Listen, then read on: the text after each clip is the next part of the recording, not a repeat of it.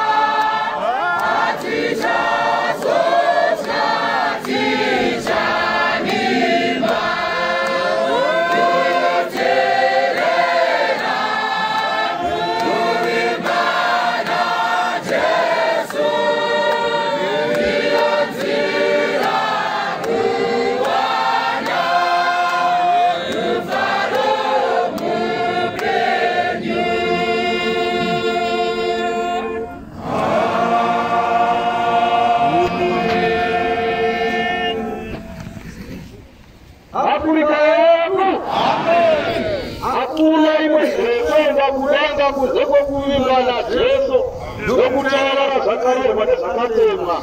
Afrika yedu mutauriro wedu wakataura achiti kuvamba kwesangano ravaapostoli vaAfrica muZimbabwe, Afrika neumambo wose, kuvamba kweumambo hwaMwari hwokuenda panyika ino. Afrika yedu muchirungu akataura akati, and it marks the continuity of the Melchizedek, Abrahamic, Aaronic and Davidic confidence. Africa that would culminate in the second advent of the Logos of time, Jesus the Christ, second seven, the master of the universe. Africa takanira kupinda mushewo wakagadzirwa kare kare tatangu pakuberekwa.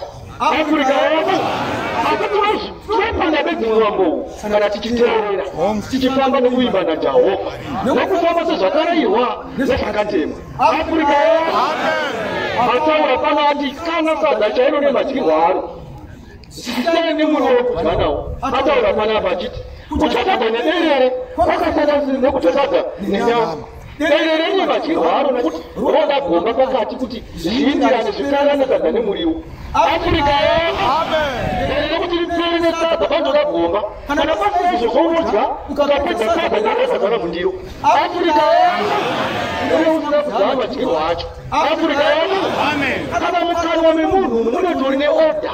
Afrika itaone kuti utaure uchidyawo kuchidii uchitaura unoona rurimi rwako kutomuda roto ushandisa kuti zvagurumana papi ipapa. Chaita ndechekuti rurimi rwaita basa kana kuti rwataura mazina ari pabasa rayo, saka zvinogona kutorumana. Afrika kuti oda yakunamata Mwari yakatemwa ikatongwa. Mudzidzisi muranda wamaruwa rwezvaAfrica akadzidzisa zvokuti vanhu vaite kuverenga, ende zvazvina kuitwa vanhu vari pakavanda zvaitwa munhu wese achiona. Afrika nokuti zvaiti mabhishopu zvanodzidziswa oga zvazvinoreva vanhu vava kumakereka kutunga kumatunhu. Taigona kutaura kuti isu tisi tinoziva zviri kuitika, imi muchimbozva kwandiri zvikaneva izvo zvikasara izvo vaigamuchira zvipi izvo. Afrika zvakutuma kwomuranda waMwari Pauro mazvaAfrica nokudzidzisa kwake zvaitwa munhu wese achikwira pano morangarira nguva zhinji kushure kwese achikwira panapa raikwira zuva kubvana 6 o'clock kusvika na 11 takutotenga achipedza taenda kumudya achidzidzisa muranda waMwari Pauro mazvaAfrica.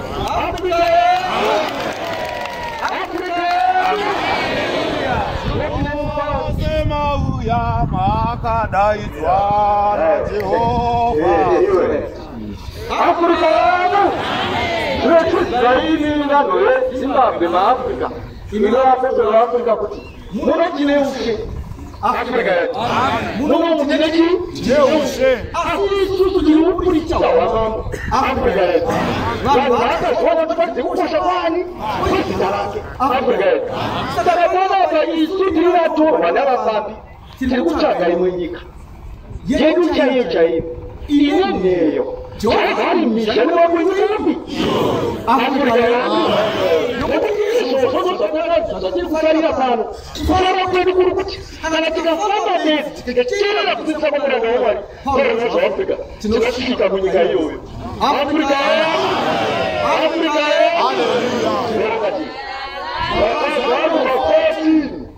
kubva pavhesi 6 vatumwa vakazivisana kutonga kwaMwari.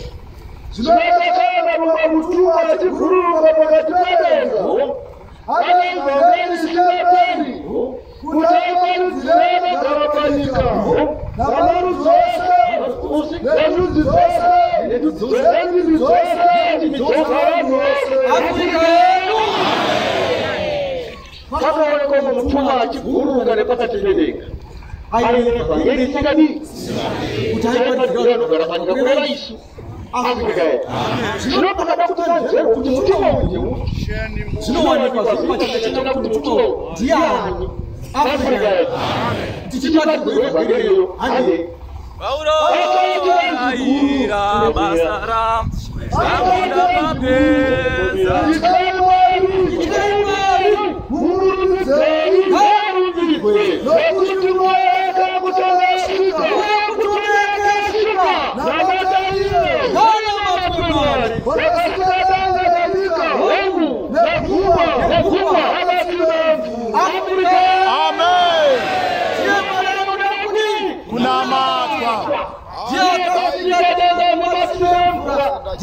Jawasema kuwa Jawasema kuli kuna matwa Afrika iliye yura wa Afrika akaonekana kiburu kwa Tanzania kisha tofauti nyingine musi kwa shirika kwa tuki mtuwa mweupe akaja kiburu kwa Afrika kutua kwa baba za Afrika wangu kitaka kiburu kitaka kwa nani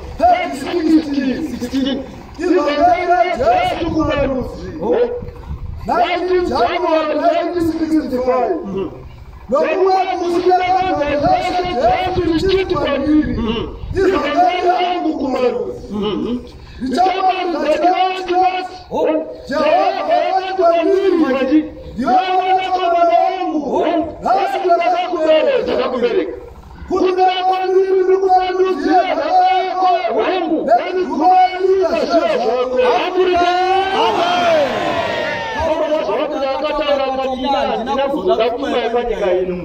Fumba yangu ni waongelei na Afrika akatoboa wakati wanaona kuwa rasa Kikwete Afrika yetu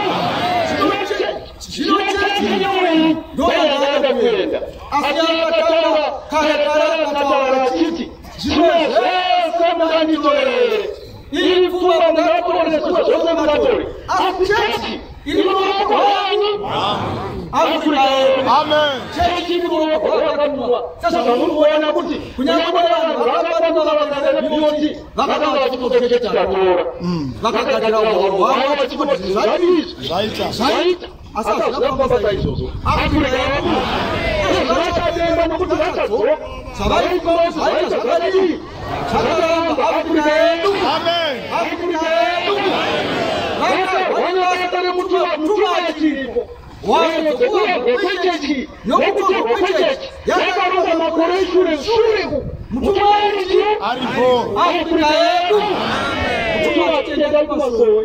Wao sema kwamba kuna mata. Usiku maskati ni mambo gani mnaona kuna mata asara kuru yenu mkutabaza mambo zote bakakiria bazalipi bakatashiki hizo Afrika asara sisi kama mtuma bashika sasa chenjera Afrika ili nini kesho wangu tuweche cheruzi huru hakuna matapata tena mata timu mashole center hapo tena matapata hizo sio mata usini maskati takashaka batale tatiti kuzilisa kwa nzina anditi kuchane ngakaje wangu tatiti kuzilisa kwa nzina kutachaita futi kuti iwe ni baba unopanga na mtu kwa mata amachana na matu kuti usiku magogo kwa nzini nasi Afrika tikaja shiko leletu kwa mtu wangu kuti kwa matu kana kuzilisa kulema kuna matatizo mata kushajeja akili kuna utani mkuu yani iwe kana ini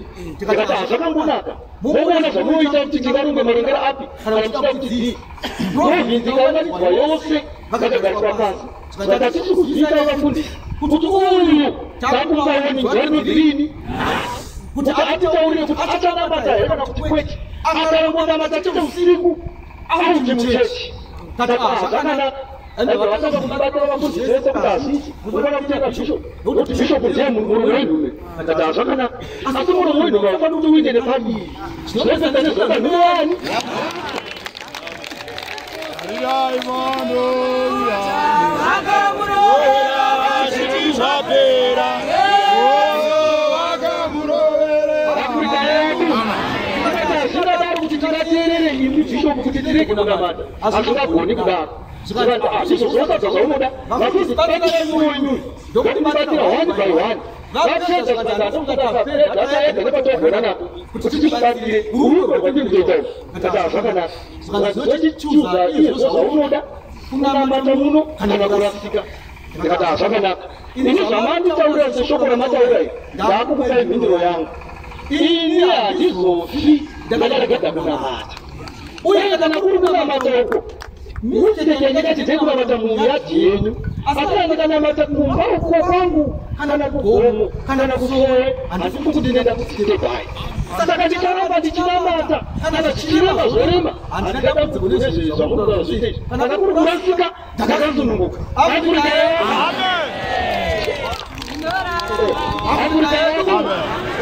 zakanaka zototoita kumanaka takutochikuzivisa zvatakunda nazo nyaya iko ndeyekuti kubvalire zvino hausiri chembe weprovinsi inoi wapa uchembe takutoita mumwe izvozvi kaa ndakasungunuka asi ndakakubvunza kuti ndichiri mufundisi here kana kuti vandibisa ndekofundisi zvati haufundisi wanga uri kunoti wakagona paurumwa zvewafuka asi apa uchembe ndindakakuchuza asi ndakasungunuka afrika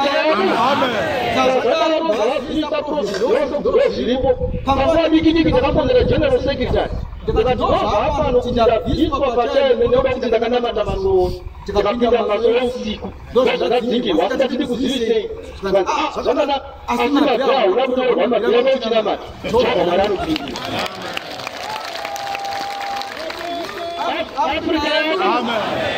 chaizvozvo ndakadachiona kuti nyaya iyi hatingagoneki zvakadaro ndabvisa general secretary takaramba tichinamata chaizvozvo pashure pemazuva maviri ndanga ndakazotumirwa shoko rekuti warasika musangano wavapostori vaafrica saka naizvozvo vafamba newe nevagara newe vosai asi chandogarise kuti wakati mwari panhamba 8 Jefferson saka ndakumira audience nditaure naye kana yatirasika no problem asi chandoziva ndechekuti zvinhu izvi zvezvichitsotsi zvezvavanhu izvi handizongondi ndakamirira ipapo ndobva ndafona kunhamba 8 Jefferson kufonera kuna Dr. Masimba Mazha ndizvo ndikati ndozvakuno kwizvo ndondiri kukumira kuona mutumwa kuti ndizidziswa pamusoro penyaya yeposition yandaka ndadzimwa muchechi nenyaya yekunamata masoro eusiku zvikanzi handingataura navo ndokutaura navo zvakanaka wanziuye hako ndikati ndouya here navamwe zvikanzi ndingauye mukatatiri vashanu zvikanzi amawandisa uyai muri vatatu ndobva ndatakura vanhu vatatu ndobva ndaita kunhamba 8 Jefferson kati mudzidzisi wawezwa nyaya ndei vatadzimwa muchechi nemhaka yekunamata asi kunamata kwacho hanzi mukunamata masoro usiku neumakomo ndozvanditi hazvidadzingirwa muchechi zvikanzi iwe chitodzikikawo afrika zvadatoranga asi ndafunga kuti pamwaka zvakadaro zvakabva nokuno asi ndakazvozvo haindatoti ndinzwisise pano zvikanzi mwanangu madzangu kusvotokaya ndainamata makomo namakomo ndaitibva mashoko saka hakuna anoratidza muri kunamata mwanangu asi usafi kuti zviri nyore unotozvimirira iwe usafi kuti ndichakumirira wotozvimirira pachani afrika zvakadakasakandonimzikanzida unonamata kana wadzikwa iwe ugobvisa gemezi unobvisa zvakurwa unonavira negemezi rako asinoda kukudzidzisa zvoda kushinga mwanangu nokuti hazvina kureruka mwanangu zvinizvi nokuti izvi vakuru vako ava havani mazoro aya wazvinzwa uchatoenda mudare nenyaya ipi ndikati zvakanaka kudzidzinaita basa chandikuropafadza amadhokoteranga ndokuchiropafadza ndokusisoma ndakava tichienda zvikanzi iwe wabvira wanega bishop wangu ndimugadzire pano ndikatenda nditokuona ndiri muno ndobva ndakuona bishop zvanaka kuti tibadzirwe nemutumwa nokuti ndasvika ina handina kuzorasika zvobva mafunga ndirimo muchechi afrika yedu saka mutumwa wati uyai kuno nditori panhamba 8 tibatsirwe pamusoro penyaya iyi vanandiuiko kana musingauyi izvozvo asigemenzi handiti kuzodii handiti uye muchechi ndirichi ndirimo asi uchaime noproblem tora izvezvi zvakakonaka afrika yedu ndakuchibuda mumba ndakuenda ndakukozvanzi vatungamiri avo saka ndakuropafadza ndandidzokorora uya ndikuropafadza ndokuropafadza takuenda takuda zvakapageti tatuda pageti takuenda ndobvamhanyazve zvakadzokai tadzokera ndati ndakuropafadza ndakati wokambe chidii tichitadzokabasa redu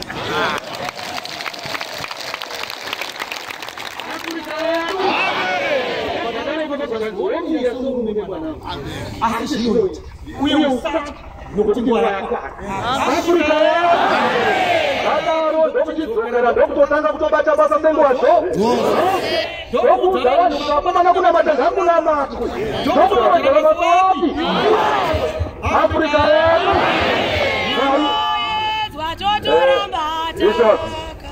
afrika yedu ndo nhamu yatachinayo iyoyo eni ndakafonerwawo ndi kubhowera kusvikanzi headcliff kuda kutadzingwa tiri vanhu 124 vakadzingwa usiku humwe chete kuchechi headcliff maharare vakadzingwa namuja wabikwa kunzi mana matachi usiku chechi yanga iri mudambudziko bishop ndotenda mwari wapauro nekuti takadzikinurwa.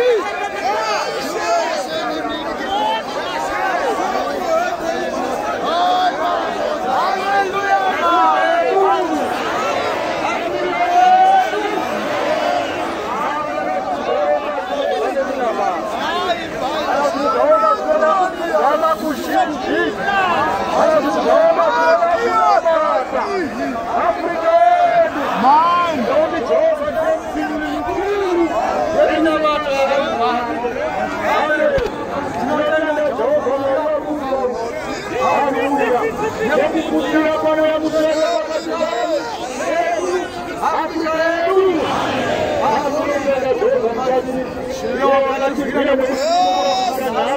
Afrika yetu. Nokutayenda tikitonga. Hakuna kwa hiki. Nakakuelewa. Jeshi ya kuturuka kutoka kule. Kuna maeti kama sote. Hamsote kutoka kutenda na watu wa mtawali wako. Sababu kwa maeti kama sote. Neno la Mungu. Ndio tu kwa chokari. Ndio na bishop yangu. Na mfuzi mareo. Ndio na ni watatu. Allah watatatia watakafanya. Afrika yetu. Ndio tunashika pale. Sasa ni mtu wa kututoa. Ndio kutaka na shoraka kwa mume. Nataka kusikiza kusikiliza tawe mdarati. Ndio batamia bwana basi. Atuma mimi washika wanachembe ndio watakabili wale. Washika na kwa nataka kupinda mkatu. Sio na mtu wa kusikiza timeanze. Utongo na kufuatilia. Nikataka kununguka. Afrika yetu. Nataka kupinda. Hapa watu muombe para na takaika. Nikasema ndio kupatika sisi. Ili ndio tunapata ndio kata. Zona tunakusia Mungu ameweka. Asikane chini. Afrika yetu. Tunatakiwa usalama. Na kisha bora na katibai. Tutaona na mtu. Nikataka kujibu kuomba kwa kutoanisha. Sasa tutawaeleza. Sasa Bishop yangu shamba hiyo shamba mwana maticho badala wasikana niko kuna wewe hapa bana sana chapio kwa nyaya yake atakasana mareo mpuzi mareo wakati hizi msukue sana ndio hivi hapa ni wewe ndio chapio ndio tunaacha kwa wewe sasa kuna shughuli kilichi nikataka sana mmoja mmoja tunao ndio baba mbina bali ya katao na yeye mtakuja kuisa kuna katika msakano hivi hapana kutoka yeye mtuma ai zinamati kijibu ende chake ndakaje kwa hapa ai baruka sanga yeye ndio baba hamna elimu yeye na wanangu ndio atina Afrika yetu na mbona kwanza ngo Indanga funa na wamba bwana kutijamii kwa iko kwa ndani msoto kwa nini yeye kuzidi kuna matamani sasa na wewe mtoto tutudi asakanda nayo mzizi tangu ya kutusisi kaanza kutamisa kuya sasa kazi ile cheke ndio sasa kama baba Wanda maze chai na hata wala tarai tatao ni mtu asitaona katika mtambo ni yeye dikie tangu kutoa Yesu asitawinya kumzepeke ataji mkatimo nikatai wakacheni Mungu mama ndireza Mungu mtu alimungu choko ile kumzepeke kwa nini mtu mwe huko akakateni na mtachele Afrika mwewe mkua na tawa na gacha na choko kuchele tukamshi wao kwa nafsi atakaka kunye na mundu choro badala mvu sasa anachukua badala mvu ndio kuna bande sasa rai wao wanataka sisi chiku ni cha chiku ndio ndio kama si chiku bisho basi ndio ndio yake ndio wanachanja hiyo tongo kata ile kutonga ile yeye kutumwa watati na mama ali mungu bisho wanataka wao akara sio kutimia mtu mpaka kazi moja atinda kuti titiri Afrika yetu aiwa ina kama mtu huyo ili ni ndatichana na mama sasa sisi tunaona sasa mwalimu kwa wataka kubadilika mwalimu ya chapati Bishop Dr. Simbama akataiwa kama zili zaka sikuitika kubashuru kuna matabu mtu hana vitu kuna mata zamana kucheza kuna kingine na sana imebeba na keza kuna na kuna mama sasa sasa kwa sasa anataka kundi mkuu anataka kadini anataka kusoa sikuli sio kwenda na ipata Afrika yetu Bishop wa majoro na ai watu kuna madini atito kuzikana awona natumsanga kuti tutaona mata iwo ndipana ngo kana sanga dizika kana ndakwenda ndoka bisho kwakera mumba matasakara kimba Afrika sekarang kana kacang sana kana hana mwenye tamani tuweka kuruhusu kwa iwe bisho ndaona kumado repo milioni tunatomoranga ili nomukaka wakinana na wosi nakana na wote ahajichechi tutapara iwe Afrika kwa tutapara iwe kwa kutozo kwa kutokonera kutozo babu ya kwangu baba kunyanyasa bana hakuna noranga mwana hakuna ndogo yako ndio matoka sunguka Afrika Para kukuini utawa masenda ndo zokana mtu wakati masenda ndo kana kata sinaga kata ndo kata ndo iko unataka kuzuri ndaka bota unamkata mkata kana chiri masenda ndo kana kata hiyo macho ndo mosu aka wakati muno moja hii ngakata ndo muno kanje ni sisi tunamkata kata chiri hakuna kama yeye moto kanda tutaona kabisa mtu msamari ndo masenda ndo hakuna kuhusu Afrika kusikia wewe kutaka kuya pano baka wote tena usije kuti wewe unataka kumbuka moto nitachichi hicho kupeleka mwana wewe shoma kwa kuita kwa kuone yeye ndiye kuti uyo warapa kugamshi Tata sisi wewe kana kuti kudashoka mpaka sana sasa sisi takuto kuambia kuchipata sabisho mzungu hivi Afrika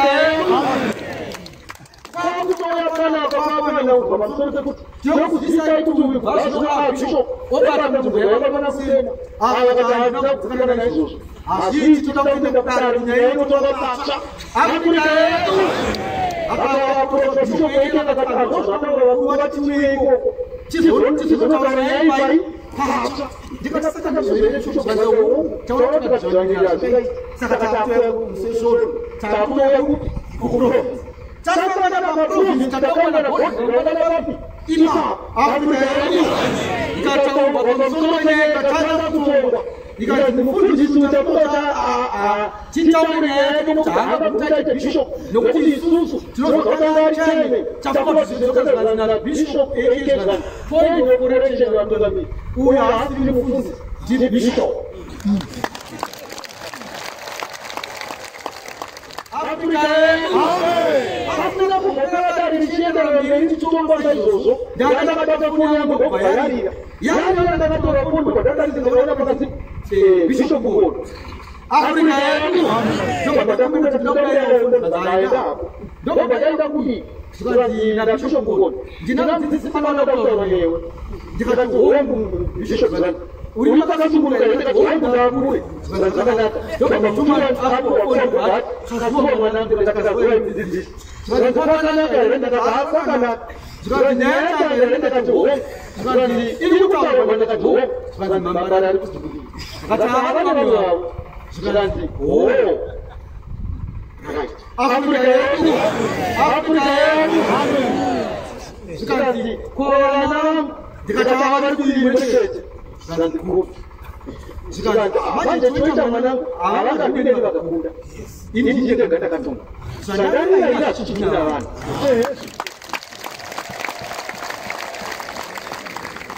Ustadi mwanangu shangiliwe mwate atuona kwa mama asitangeliwe wana nako lekatuka na zino kwa hapo abadi kuchachanga bana wangu woka Afrika nokutana tuomba kata tinjeri sisi ndio salani tutaona mtu wake basi hapo kwa wanazoro wake hao kuingia ndio mtalando ili woka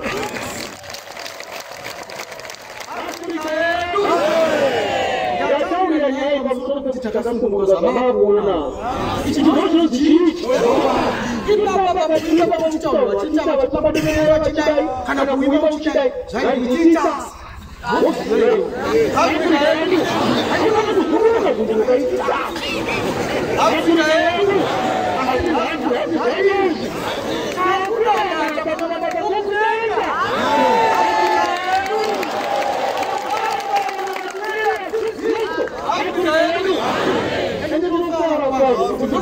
wati tiri kufana nokuti kuchora kwamura ndawari kwamura wakana nokubanga ndazalapa kuwana nakomana lake wakana kutuno kwefanya na mwanangu ya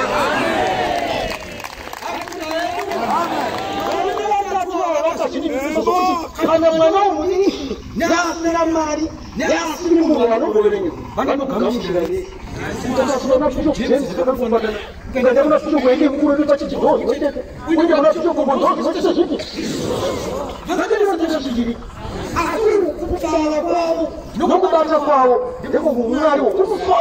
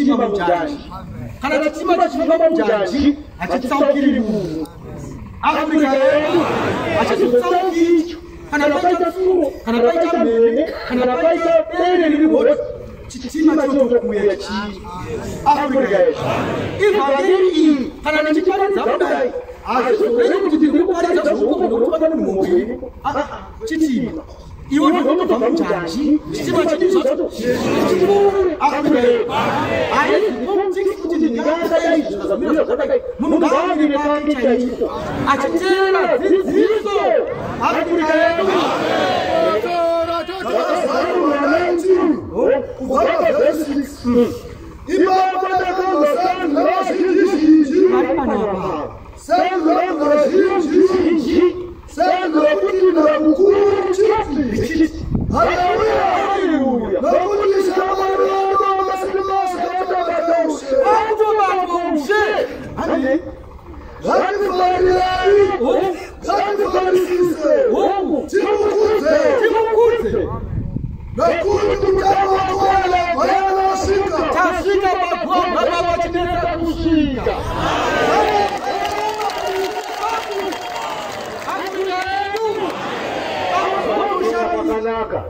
Kudeka